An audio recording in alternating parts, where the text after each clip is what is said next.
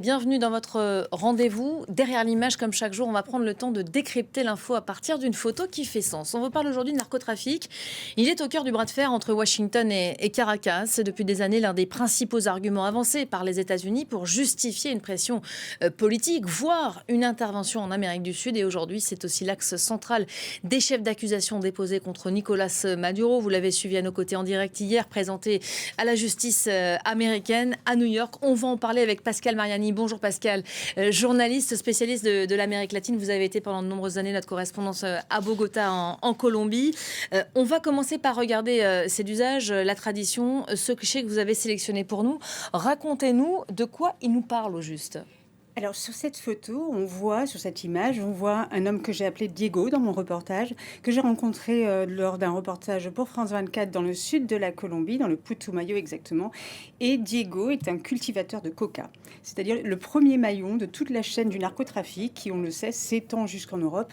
Et ce premier maillon est celui qui est le plus démuni, qui gagne le moins de revenus de la culture de la coca et qui fait partie d'un des problèmes fondamentaux en Colombie, c'est-à-dire comment régler cette énorme superficie cultivée avec des ramifications un peu partout et qui part d'une situation difficile à régler, une situation de pauvreté et de structure archaïque de vie. Et là, concrètement, là, ce qu'on voit sur ce cliché, parce que c'est vrai qu'à vue d'œil comme ça, on ne se dirait pas que c'est de la coca. Qu'est-ce qu'il est en train de faire concrètement là? Là, Diego vient de récolter ces feuilles de coca, il les a broyées, on les voit là dans le bas de la photo, et il verse des litres et des litres d'essence, de carburant sur ces feuilles. C'est la première étape de la transformation de la coca en cocaïne. Mmh. Alors pourquoi, malgré les politiques d'éradication et les accords de paix, et ça c'est des questions qui reviennent assez fréquemment, pourquoi est-ce que la Colombie reste l'un des principaux producteurs mondiaux de cocaïne aujourd'hui? Alors, il y a une loi basique en économie, c'est la loi de l'offre et de la demande. Et il se trouve que ces dernières années, la demande a fortement augmenté, puisqu'il y a de plus en plus de consommateurs de cocaïne dans le monde. La demande augmente, l'offre s'adapte à cette demande, même s'il y a d'autres conditions sur le terrain qui expliquent l'augmentation de la production de cocaïne. On a aujourd'hui 23 millions de consommateurs de cocaïne dans le monde, et ceci explique cette augmentation qui a été constante de la production en Colombie depuis 2014. On va peut-être regarder, parce qu'on a oublié, on a passé un peu trop vite, un extrait de ce reportage donc, que vous aviez tourné, Pascal, peut-être que vous pouvez l'introduire. Oui. Un reportage sur la coca qui avait été tourné à l'époque en Colombie, hein. Oui, donc on parlait de ces premiers maillons du narcotrafic, qui est la culture de la coca en Colombie. Et là, j'ai rencontré une famille qui cultive la coca et qui emploie des cultivateurs, des journaliers, pardon, pour cueillir cette coca pour une récolte tous les 3 mois des feuilles de coca. La récolte se fait tous les 3 mois. Aucun produit agricole n'offre un tel rendement sur ces terres fatiguées. Environ 300 000 familles cultivent la coca en Colombie, soit plus de 2% de la population. Les cueilleurs sont des journaliers, payés au poids de feuilles ramassées. 27. 27. Ah. Ya. Diego a commencé comme cueilleur, puis petit à petit, il a pu acheter ses propres parcelles. Dans les régions marginalisées du sud et de l'est du pays, la coca reste le pilier de l'économie locale. Voilà, on va s'intéresser maintenant au rôle de Washington. Quelle a été l'influence, Pascal, des États-Unis dans la lutte contre le narcotrafic dans la région? Et surtout, avec quels résultats, quelles limites et parfois quelles contradictions aussi? Parce que c'est un sujet, hein. Alors, les États-Unis ont commencé à avoir une ingérence dans les politiques antidrogue de la région dès l'époque, et même avant de l'époque de Pablo Escobar. Il y avait une collaboration entre le gouvernement colombien et les États-Unis pour essayer de venir à bout des organisations narcotrafiquantes, dans ce cas-là du cartel de Medellín. En 1993, Pablo Escobar est tué, d'autres cartels prennent le relais, puis début des années 2000, c'est la signature du plan Colombie de lutte antidrogue entre la Colombie et les États-Unis. États-Unis s'instaurent donc une politique de coopération technique, militaire, financière, pour venir à bout des cartels de la drogue. Et c'est à ce moment-là aussi, au début des années 2000, que la lutte anti-drogue devient également la lutte anti-insurrection. C'est-à-dire qu'à vers le début des années 2000, les États-Unis autorisent la Colombie à utiliser l'argent donné pour lutter contre le narcotrafic aussi dans la lutte anti-guérilla. Donc là, les deux causes se rejoignent et le rôle des États-Unis devient de plus en plus important politiquement, en tout cas dans la région. Comment est-ce qu'elle fonctionne, cette économie de la cocaïne? Qui vend et puis qui achète aussi? On a donc des campagnes colombiennes appauvries qui sont dominées par des groupes armés, plusieurs groupes armés actuellement issus de l'échec du processus de paix avec la guérilla des FARC. Donc il y a plusieurs groupes dissidents des FARC. Il y a aussi des groupes mafieux. On en compte à peu près une vingtaine en Colombie qui contrôlent ces zones de production et se chargent de commercialiser la pâte base de cocaïne qu'elles achètent aux paysans.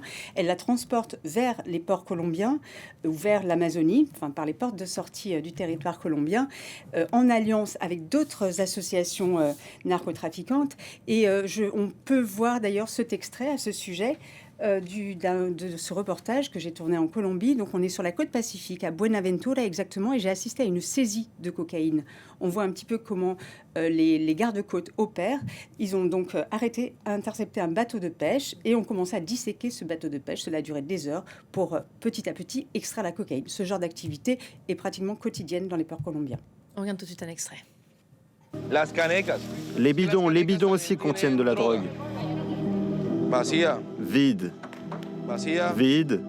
Celui-ci a des paquets. Mettez-le de ce côté. La production colombienne dépasserait les 2600 tonnes de cocaïne par an. Elle alimente une puissante économie parallèle, avec ses propres codes. Là, nous identifions la marque de la personne qui fabrique le produit. Le logo d'une célèbre marque automobile, sans lien avec le négoce. Les narcotrafiquants utilisent des emblèmes prestigieux pour marquer leurs marchandises.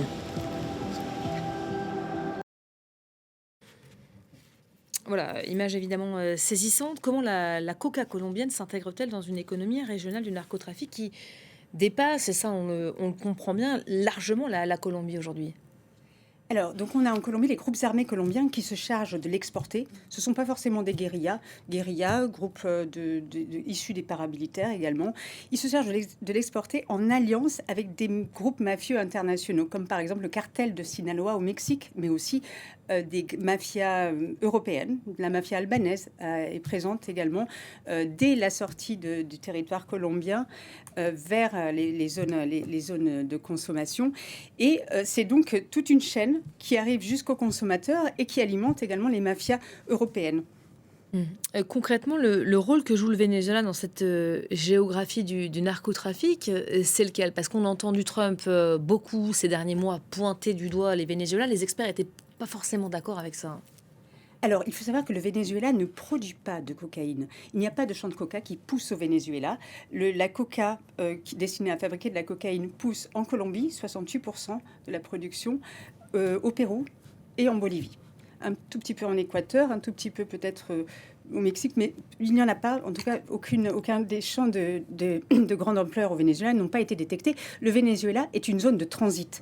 Pourquoi? Parce que le Venezuela partage 2000 km de frontière avec la Colombie, donc c'est une des zones d'exportation possibles. Il y a également plusieurs groupes armés colombiens qui sont présents sur les territoires vénézuéliens, et c'est aussi un pays où les forces armées sont gangrénées par la corruption. Donc tous ces facteurs font qu'une partie importante du trafic de cocaïne transite par le Venezuela. Donc il passe par le Venezuela vers d'autres pays d'Amérique latine, vers l'Europe, vers les États-Unis, par la mer. Mais il faut savoir que ce n'est pas l'essentiel de la production, puisque les experts estiment que 60% de la production part plutôt par l'océan Pacifique, de l'autre côté. Alors justement, pour en revenir à ce que reproche aujourd'hui Donald Trump et la justice américaine à Nicolas Maduro, parce que c'est le sujet d'actualité en ce moment, de quoi parle-t-on concrètement quand Washington accuse le président vénézuélien d'être impliqué dans une entreprise criminelle liée à la cocaïne? Qu'est-ce qu'il y a derrière ces mots? Alors, le président, Nicolás Maduro, ex-président vénézuélien aujourd'hui, est accusé d'être à la tête d'un trafic international de cocaïne en alliance avec la guérilla des FARC, la guérilla de l'ELN, les États mexicains aussi, c'est une mafia mexicaine, ainsi que le cartel de Sinaloa. Et alors, ce genre d'accusation, donc j'ai lu l'acte d'accusation de la justice américaine, c'est un acte d'accusation de 25 pages et il reprend toute la rhétorique à laquelle on est habitué en Amérique latine sur l'alliance politique, groupe mafieux, qui est quelque chose qui existe, qui est une réalité, mais pour l'instant, on ne dispose pas, on n'a pas les preuves, enfin, en tout cas, peut-être que la justice américaine dispose de ces preuves, mais il faut savoir que cet acte d'accusation n'est pas neutre. Il fait partie d'une tradition en Amérique latine et puis de la part des États-Unis, souvent, de mêler le problème du narcotrafic avec la politique. Donc on ne connaît pas encore ces preuves concrètes dont dispose peut-être la justice américaine. Dans quelle mesure ces accusations sont et vont être juridiquement solides ? Tout dépend des preuves dont dispose l'accusation. On ne les a pas, pour l'instant, elles ne sont pas connues. Donc cela peut être des écoutes téléphoniques, des informations particulières, des témoignages. Mais il faut savoir aussi que ces preuves sont souvent collectées par la DEA, la Drug Enforcement Administration, l'agence antidrogue américaine. Et c'est une agence qui opère un petit peu partout en Amérique latine et qui n'a pas forcément des méthodes ces méthodes sont opaques. On ne sait pas exactement comment ils recueillent les témoignages. Ils sont souvent accusés de manipulation de témoins ou de preuves. Une chose est certaine, Nicolás Maduro, où l'État vénézuélien gouverné par Nicolás Maduro était gangréné par la corruption. Il y avait des alliances également avec des groupes armés colombiens. Mais est-ce que cela suffit à prouver une implication dans le narcotrafic ? Nous ne le savons pas pour l'instant. Voilà, ce sera peut-être le prochain volet judiciaire. On n'en est évidemment qu'au début. Lui clame son innocence. C'est ce qui s'est passé hier au moment de sa comparution. Vous avez découvert des extraits de ce reportage Reporter la Colombie, dont l'engrenage de la coca qui était diffusé sur nos antennes en décembre dernier, que vous pourrez retrouver évidemment sur notre site internet www.france24.com. Merci beaucoup Pascal Mariani d'être passé par le plateau de Paris Direct.